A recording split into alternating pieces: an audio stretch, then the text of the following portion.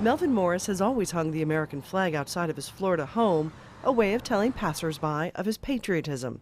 His hat tells all he's earned it. Distinguished Service Cross, Bronze Star, Purple Heart. 44 years ago, he won the second highest medal awarded in the military for what he did during the Vietnam War. He went back to retrieve the body of a fellow soldier and was shot 3 times.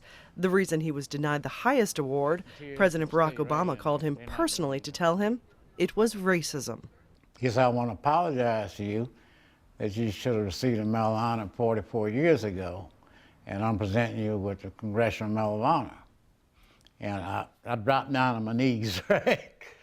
I was overwhelmed, right? Over the last 20 years, the U.S. military has been looking back to right previous wrongs, medals denied because of race or religion.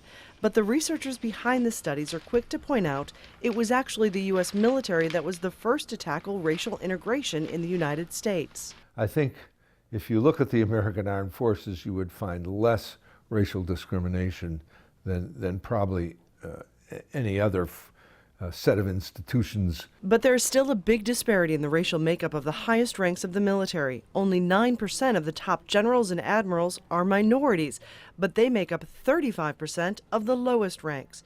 As for Morris, he says he never thought it was about racism. He wasn't bothered that he didn't get the Medal of Honor. It hasn't weighed on him. But the war has, every day for the past 4 decades. I would see a troop walking toward me, either a little combat action or whatever, and they just come and go.